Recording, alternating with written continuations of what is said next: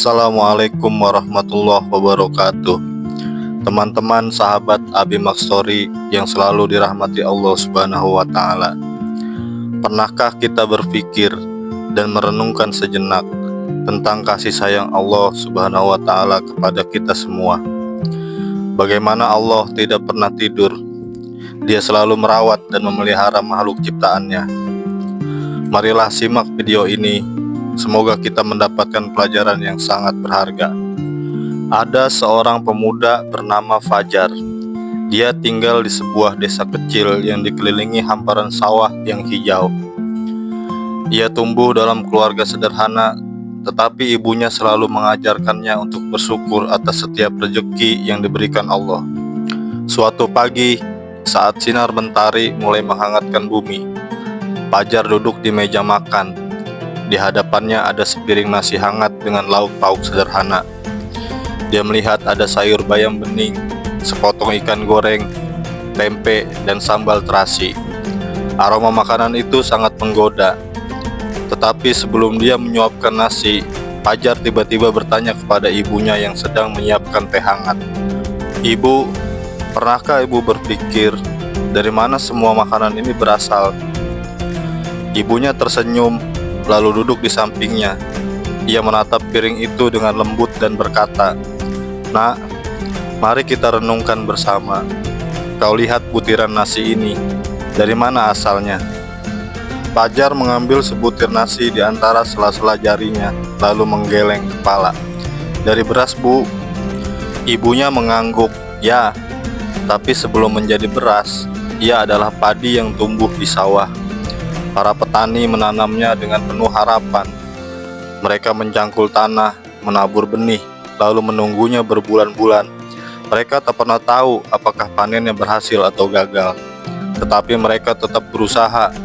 Setelah padi dipanen, dikeringkan, lalu digiling, akhirnya jadilah beras yang sampai ke dapur kita." Fajar terdiam. Ia membayangkan seorang petani tua di tengah sawah. Tubuhnya berkeringat di bawah terik matahari menatap langit dengan doa agar panennya berhasil. "Lalu ini sayurnya dari mana, Bu?" tanya Fajar sambil menatap semangkuk sayur bayam. "Bayam ini tumbuh di ladang para petani sayur. Mereka menyiramnya setiap hari, melindunginya dari hama, lalu memanennya dengan hati-hati. Sayur ini mungkin telah melewati perjalanan panjang dari kebun ke pasar sebelum akhirnya sampai di dapur kita, dan ibu masak ini untukmu, Nak." Fajar mulai menyadari betapa banyak tangan yang telah bekerja keras hanya untuk menghadirkan sepiring makanan di hadapannya. Ia lalu mengambil sepotong ikan goreng. "Kalau ikannya, Bu, dari mana ya?" Ibunya tersenyum. "Mungkin ikan ini berasal dari laut luas yang Allah ciptakan, atau dari sungai yang mengalir jernih."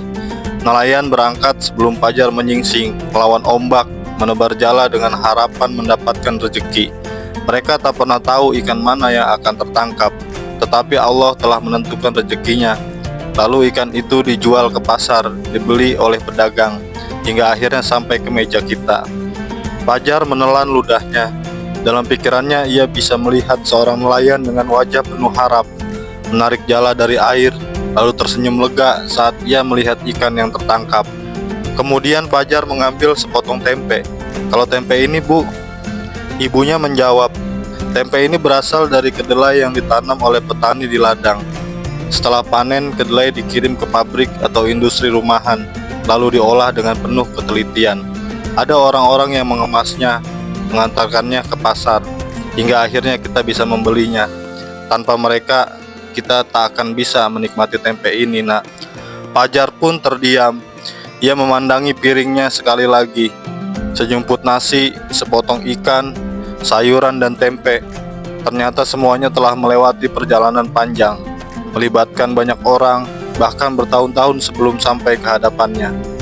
Ibunya tersenyum lembut. "Nak, Allah tidak pernah langsung memberikan makanan begitu saja di atas meja kita. Tetapi Allah menggerakkan banyak hati dan tangan untuk bekerja agar rezeki itu sampai kepadamu. Ada petani, nelayan, pedagang, dan banyak orang yang berusaha. Itulah cara Allah merawat dan memelihara manusia.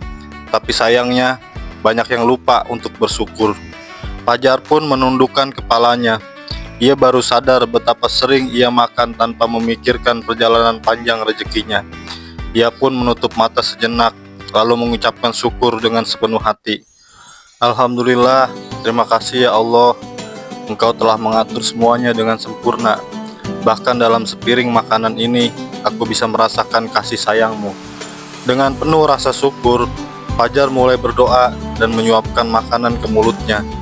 Kali ini setiap suapan terasa lebih bermakna. Dia menyadari bahwa rezeki yang kita nikmati hari ini bukanlah sesuatu yang datang begitu saja. Ada banyak tangan yang bekerja keras di baliknya, dan mengatur semua itu terjadi karena Allah telah mengatur segalanya dengan sempurna. Semoga kita selalu menjadi hamba Allah yang bersyukur atas setiap nikmat yang diberikan.